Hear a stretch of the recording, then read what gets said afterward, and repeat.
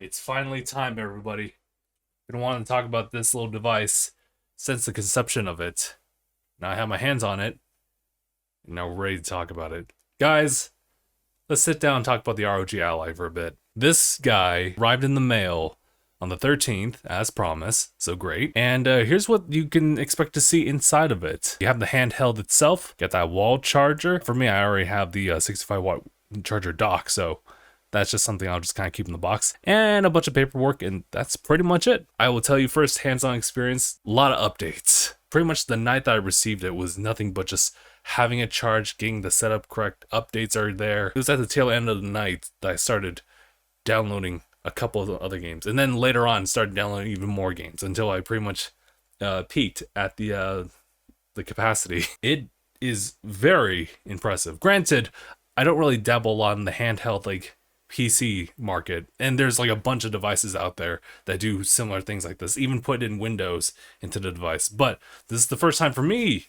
to try this, so it's important for me. I have curated a list of games specifically from Game Pass PC and just ran them through their testings, ran different performance modes. It's just to kind of give you guys a quick introduction to three different like types of performance modes. There's like the silent mode, which is not really for gaming. It's mainly for just like internet browsing, movies and whatnot. There's a standard performance mode, and then there's turbo mode. I was a bit picky about what types of titles I wanted to showcase to y'all, as far as just showcase the performance. Obviously we had to get some demanding games, but also I wanted to pick some that were kind of like within my ballpark as far as interest and whatnot. Death's Door. It's a fantastic game. If you guys have played Tunic before, it's kind of similar to that in a gameplay sense, I would say. Silent mode does not really work well with a lot of the titles I have showcased here, but you could play through it like that. Performance mode was pretty good. Death's Door was running just fine, like hanging around 60 frames per second in performance mode. Turbo mode at that point bumped it up even more so, but it wasn't a lot. You get a lot more returns by just checking in the in-game settings and check boxing and lowering whatever specific settings you don't really need. I believe I was able to hit 120 frames on this one, but I had to pretty much downscale to 720p, so there's that. Which is weird because I really should have started considering that, but I kind of like dropped off on 720p after a couple titles. Minecraft was actually the next one. This was weird. So I started up a new game. Silent mode was as you expected, but it was actually not too bad versus, you know, Death's Door. Performance mode definitely exceeds 60 frames. Turbo even more so. The problem is that both will fluctuate a lot. That's definitely something where you want to jump into the in-game settings and limit like the amount of frame rate, because this one was definitely limitless. It was over 60, but it definitely jumped like from like 100 down to like 80 something. It was kind of all over the board, so definitely recommend it. Honestly, I just kind of played through the game without checking anything else, and I just totally forgot about it. For me personally, I didn't really have much issues kind of just playing through the game without limiting the frame rate. Like all that fluctuation, even though I noticed it, wasn't too much of a bother for me. But I have a feeling that's probably going to be more of a case later on. Ghost Song is actually a really interesting one. I didn't even get into this game until more recently when I was on a trip and I decided to boot up like Game Pass with some crazy high internet speed. So I was just playing on the cloud, playing this Ghost Song game, and I've heard about it a little bit, but I didn't know exactly what it was. It's a really cool Metroidvania, more a little bit like Hollow Knight meets some Metroid mechanics. Going to the performance, yeah, I know, Silent, you already know. Actually, no, scratch that. Silent mode, we know that it doesn't really run too well, but if you actually go into the settings in this game and you lower it to 720, it hits 60 frames, oddly enough. It's pretty consistent with that too. At 720p, now we're just kind of looking at 720p, performance mode hits 120 fairly easily, but if you have performance mode on at 1080p, it will just go just above 60, which is still very solid. Turbo does give you more frames, but you won't be hitting triple digits, I'm sorry. Unless you decide to lower the resolution, which makes it a nice approach there too. I think that's the beauty of this, honestly, is the fact that you have options to lower the resolution just for the sake of gaining more performance, just more frames. Whereas like given with some consoles, you're kind of limited to just 60 or 30.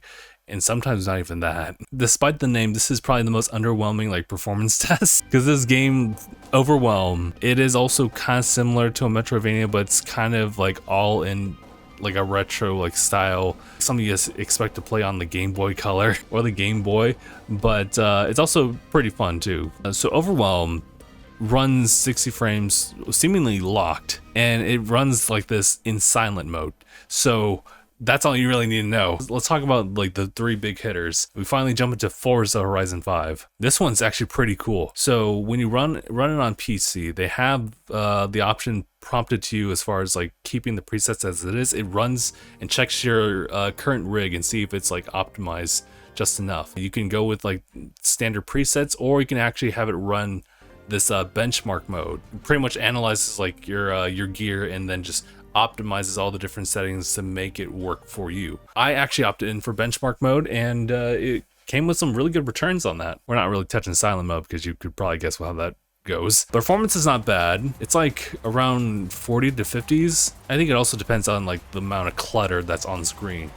Typically, like if you're just kind of roaming around, you don't really see too many cars, so it might fluctuate depending on how many. But straight up performance mode after running the benchmark was a solid 60. It was shocking, dude. It was that was impressive. That's why I was like, ooh, you can actually just run and race around, and honestly, it feel great. Hi-Fi Rush. Hi-Fi Rush is one of those where I definitely should have like changed resolution settings here and there, but essentially what I got with Hi-Fi Rush was having it run at turbo mode, right? A 1080p medium settings. It's not bad. I am able to hit 60 frames like with those settings.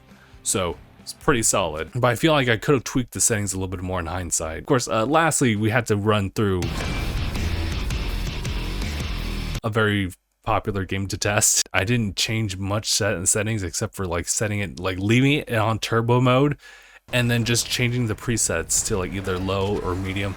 Low helps you just stay above 60 frames. That's as much as I can get out of it, but you could go back and lower the frame rate, or rather, I'm sorry, you could go back and lower the resolution, and you'd be totally okay with that. I think it would be a much more smoother experience if you actually dialed it down to like 720 and then just like focus on boosting up the frame rate. But otherwise, if you just want to achieve 60 frames or above, 1080p turbo low settings as the preset, it's totally fine. So yeah, that's pretty much all the testing I could do while it was like docked on. I do apologize though, because this is definitely still one of the first instances where like I'm actively thinking about how to adjust the settings in each game to optimize for frame rate and just get like that solid performance. Whereas I'm a console boy. I'm a console boy, so literally it's just like whatever game like runs on this and whatever frame rate they give you is what I'm working with. But yeah, a lot of the testing on this guy was definitely just focused on things on Game Pass PC. I do want to do a follow-up and just test out other games like in the future when it comes to like things on Steam or even Epic Games.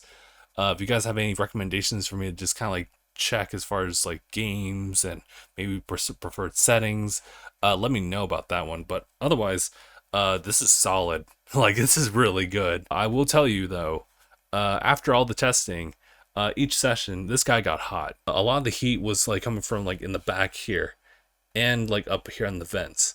If you touch that screen, it was pretty hot. Otherwise, it was actually pretty comfortable to like just use this as the controller. Like, granted, yeah, I had this displayed on a monitor, but you can also just like, because of how I set it up, it's for screen mirroring. I was able to just use the controls here as I just like look at a display, and it was not bad. I didn't actually end up using the back buttons, but otherwise, triggers and the shoulder buttons were not bad. After further testing, I would say that these sticks are kind of loose. D-pad's just okay. X, Y, A, and B are pretty soft to the touch. These are some hard clickable buttons here. Spend a lot of time pressing this one for the performance check. That's pretty much all the testing I've been doing. And I would love to do a follow-up video with like other like games on different like platforms. But yeah, what do you guys think? After this, I'd love to do more testing of just playing this just handheld without like it being plugged in. But all right, guys, that's gonna be it for me. Thank you guys so much for tuning in, and if you guys would, please subscribe to the Tanuki channel. We got some projects in the works. Yeah, for me personally, I am going to be talking about a little accessory that came into the mail today. We got Phil, and he's currently working on a bit of retro stuff. I think you'll really enjoy that. And of course, Anaya has the Avid Adventures. Very entertaining stuff to watch, especially for someone like him who's never played Final Fantasy VII ever. Granted, I'm also on the same boat, but like he's like less of an RPG like enthusiast than I am. So it's very interesting to see him just go through this one. But yeah, that's pretty much it, everybody. Thank you guys so much for tuning in again, and I'll see you guys in the next one.